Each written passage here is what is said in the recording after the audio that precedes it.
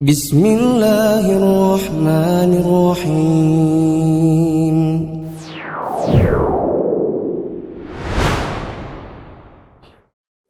Bismillahirrahmanirrahim. Assalamualaikum warahmatullahi wabarakatuh. Waalaikumsalam warahmatullahi wabarakatuh. Alhamdulillahirabbil alamin wassalatu wassalamu ala Rasulillah wa ala alihi wa ashabihi ajmain. Amma ba'du. Pemirsa Mufid TV Official, terkhususnya Mahasantri Mufid Islamic Academy yang semoga dirahmati Allah Subhanahu wa taala.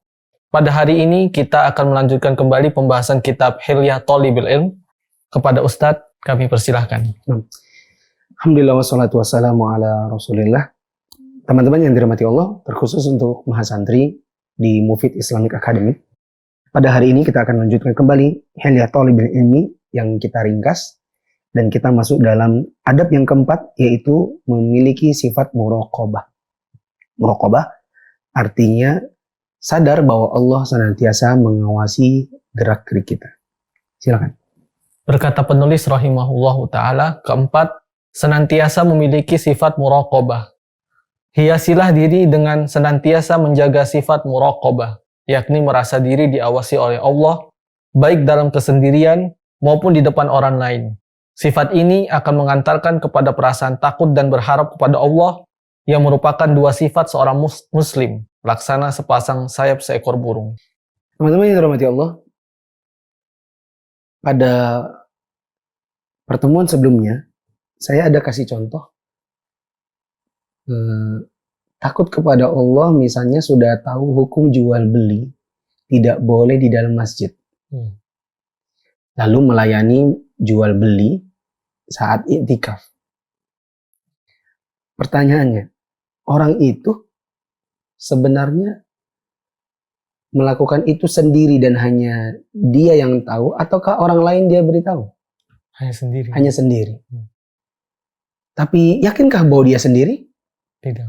Tidak.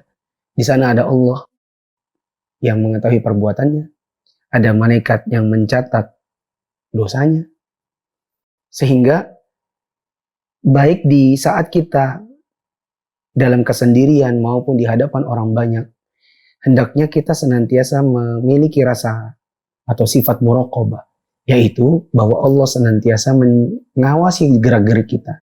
Sehingga jangan ada kata begini misalnya, kan gak ada yang tahu saya melakukan apa dengan handphone saya. Lalu kemudian jual beli.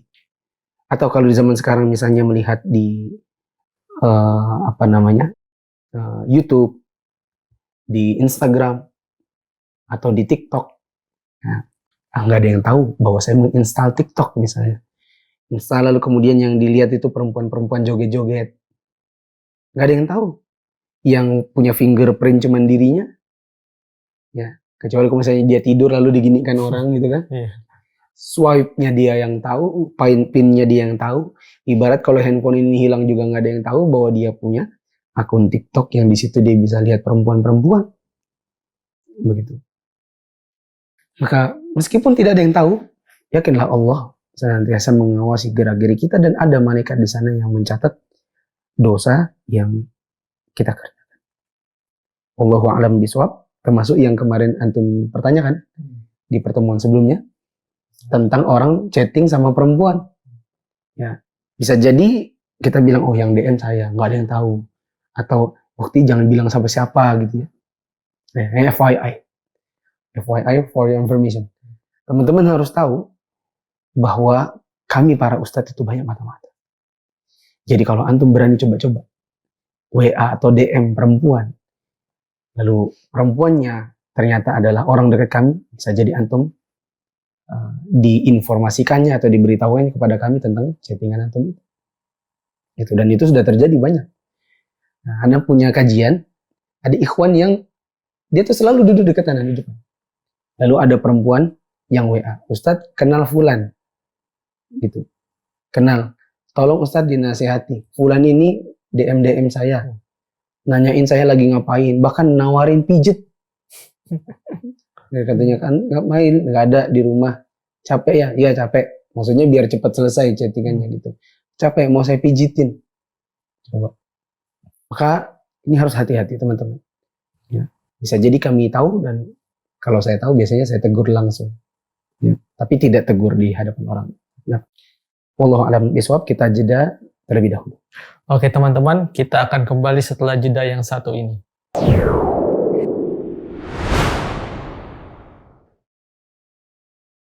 Kau mungkin bukan jutawan yang bisa membahagiakan orang tuanya dengan harta. Kau mungkin tidak bisa belikan rumah, mobil, perhiasan, paket haji atau umroh untuk orang tua. Bahkan kau mungkin tidak bisa lagi menatap senyum mereka karena mereka telah meninggalkan dunia selamanya. Tapi tahukah engkau, mereka akan bahagia jika engkau menjadi anak soleh yang mendoakan keduanya.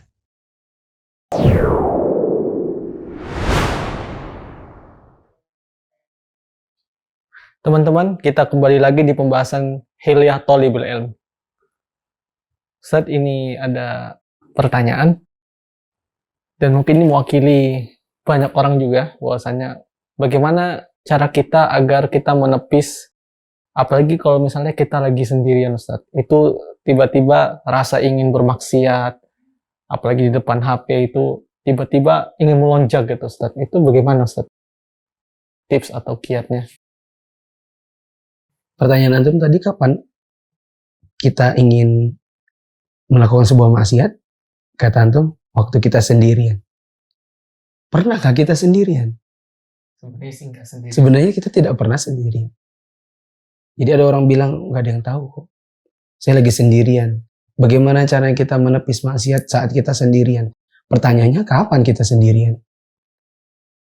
Di dekat kita ada malaikat. Allah Maha mengetahui apa yang kita kerjakan. Ya.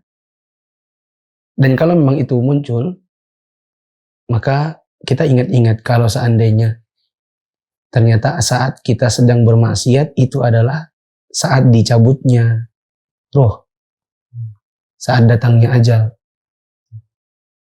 Belum lagi kita pikir-pikir, timbang-timbang, amal kita ini belum seberapa. Kalau mau maksiat, sementara nanti kan di hari kiamat ditimbang amal. Kita pikir, oh enggak kok, sumbangan saya sudah banyak, menuntut ilmu saya sudah banyak, saya udah banyak dakwah. Tunggu dulu. Iya kalau diterima. Kalau belum. Dan siapa yang tahu amalnya diterima? Siapa yang berani menjustifikasi? Saya ikhlas dan ittiba. Seperti kemarin kan ada pembahasannya. 2 syarat diterima amal. Saya sudah ikhlas, saya sudah mengikuti sunnah. Pertanyaannya, keikhlasan itu siapa yang berani justifikasi? Allah lebih bisa menjustifikasi ketimbang kita. Kita tidak lebih tahu tentang diri kita. Sehingga kalau kita ingin bermaksiat, kita pikir, bagaimana kalau ini datang ajal? Bagaimana kalau ternyata pekerjaan maksiat saya ini jauh lebih berat ketimbang amal yang saya kerjakan? Kalau ada bisikan, enggak kok amal udah banyak, maka jawab lagi, iya kalau diterima. Amal yang sudah banyak kita kerjakan ini, sudah ikhlaskah dalam mengerjakannya? Gitu. Ya. Wallahu a'lam bishawab. Mungkin kita cukupkan dulu. Demikian pembahasan kitab Hilyah Thalibul Ilm. Semoga bermanfaat bagi kita semua, dan terkhusus untuk Maha Santri Mufid Islam Academy. Apabila ada pertanyaan, silahkan ditulis di grup masing-masing, dan insya Allah akan dijawab oleh para mu'allimin dan para mu'allimat. Demikian, semoga bermanfaat. Subhanakallahumma bihamdika asyhadu an la ilaha illa anta astaghfiruka wa atubu ilaik. Assalamualaikum warahmatullahi wabarakatuh. Waalaikumsalam warahmatullahi wabarakatuh.